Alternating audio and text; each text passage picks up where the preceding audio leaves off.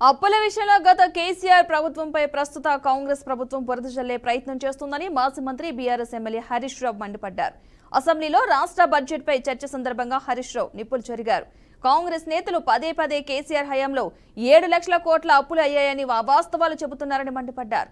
2014లో తమ ప్రభుత్వం ఏర్పడే నాటికి వారసత్వంగా 72,000 కోట్ల అప్పులు వచ్చాయని తెలిపారు. 7 లక్షల కోట్ల అప్పులో కొన్ని చెల్లించినవి ఉన్నాయన్నారు. ఇలా మొత్తంగా చూసుకుంటే తాము చేసిన అప్పులు 4 లక్షల కోట్లకు పైగా మాత్రమే ఉంటుందన్నారు. The more it reveals its own failures and inability.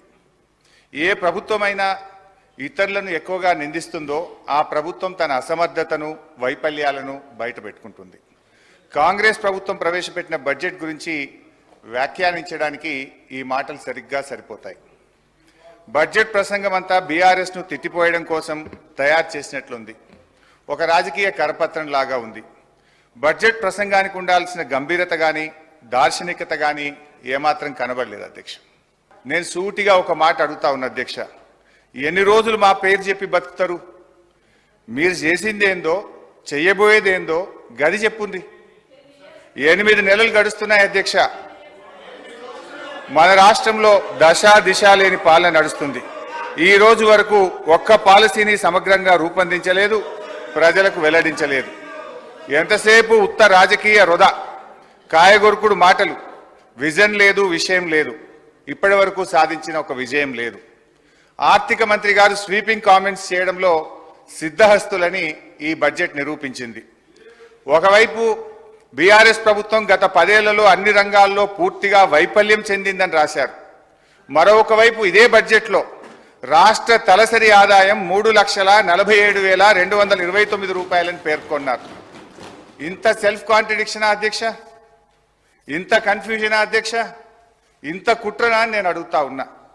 ఎందుకంటే 2014లో మా ప్రభుత్వం అధికారం చేపట్టినప్పుడు తెలంగాణ రాష్ట్రం దేశ తలసరి ఆదాయంలో మనం కంపేర్ చేసినప్పుడు, ఇతర రాష్ట్రాలతో కంపేర్ చేసినప్పుడు మనం 11వ స్థానంలో ఉన్నాం.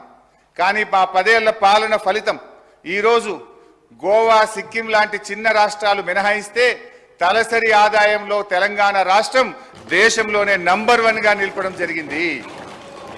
అధ్యక్ష, నేను అడుగుతా ఉన్న భట్టి గారిని, తలసరి ఆదాయం ఇంత గొప్పగా పెరిగిందంటే 10 ఏళ్ల మా పాలన ఫలితమా, 8 నెలల మీ పరిపాలనలో పెరిగిందా?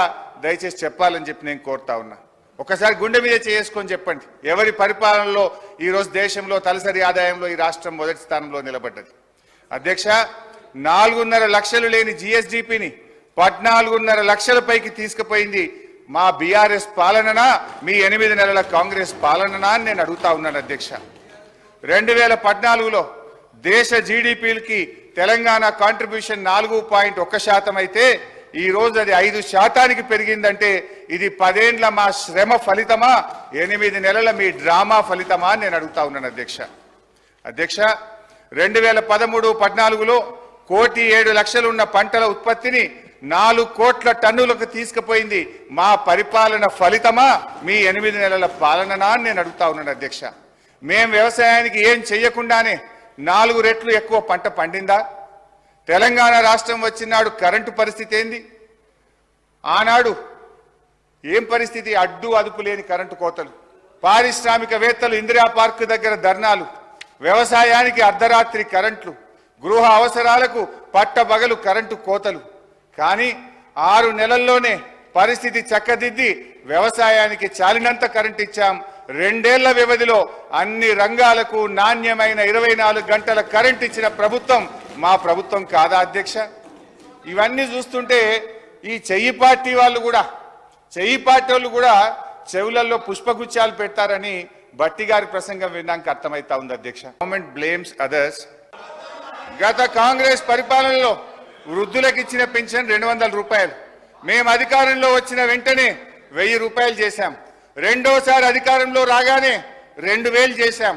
మా దశాబ్ద కాలంలో ఇచ్చిన మాట ప్రకారంగా వృద్ధాప్య పెన్షన్ 200 నుంచి 2000 రూపాయలు చేశాం అధ్యక్ష. మీ సోకాల్డ్ ప్రజాపాలనలో చెప్పిన 100 రోజుల గడువు దాటిపోయింది. 4000 పెన్షన్ నాలుక మీదనే ఉన్నది. ఉన్న 2000 కూడా చక్కగా రాక అవ్వాదాతల పరిస్థితి అధోగతి అయిపోయింది అధ్యక్ష. తెలంగాణ రాష్ట్రం ఏర్పడ్డ తర్వాత ఆర్థికంగా వేగంగా అభివృద్ధిని సాధించిందని నీతి ఆయోగ్ కుండబద్దలు కొట్టినట్టు చెప్పినా అనుకున్నంత పురోభివృద్ధి సాధించలేదనే ప్రచారాన్ని ఏమనాలి అధ్యక్ష?